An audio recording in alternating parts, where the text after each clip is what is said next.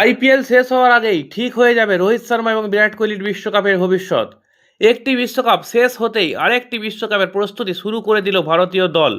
ভারত বিশ্বকাপ জয়ের মাত্র দুদিনের মধ্যেই দলের প্রধান কোচ গৌতম গম্ভীর জানিয়ে দিলেন, এখন থেকেই লক্ষ্য 2027 সালের ওয়ানডে বিশ্বকাপ। 2027 সালের এই বিশ্বকাপ অনুষ্ঠিত হবে দক্ষিণ আফ্রিকায়। এছাড়াও যৌথ আয়োজক হিসেবে থাকবে নামিবিয়া এবং জিম্বাবুয়ে।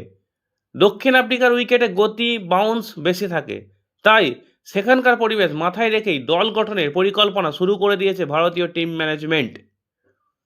গম্ভীর আরও জানিয়েছেন, 2026 সালের আইপিএল শেষ হওয়ার আগেই 2027 সালের বিশ্বকাপের জন্য একটি পূর্ণাঙ্গ ব্লুপ্রিন্ট তৈরি হয়ে যাবে। তিনি বলেন, আইপিএল এবং বিশ্বকাপের মধ্যে ভারতের হাতে প্রায় 25 থেকে 30টি ওয়ানডে ম্যাচ থাকবে। সেই ম্যাচগুলোর মাধ্যমেই চূড়ান্ত দল গঠন করা হবে।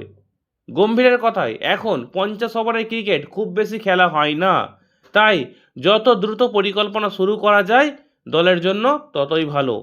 দক্ষিণ আফ্রিকায় খেলা কিন্তু খুব সহজ নয়, এই বলেও সতর্ক করেছেন তিনি।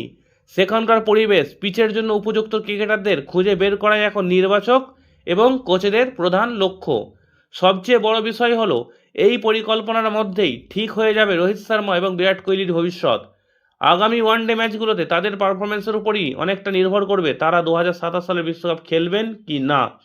এর মধ্যেই ভারতের পরবর্তী ওয়ানডে সিরিজ শুরু হচ্ছে 14ই জুন আফগানিস্তানের বিরুদ্ধে 3 ম্যাচের সিরিজ দিয়ে। এরপর ভারত ইংল্যান্ড সফরে গিয়ে খেলবে আরও একটি 3 ম্যাচের ওয়ানডে সিরিজ। এখন ক্রিকেট প্রেমীদের নজর একটাই প্রশ্নে, 2027 বিশ্বকাপে কি রোহিত কোহলিকে আমরা দেখা যাবে কি না।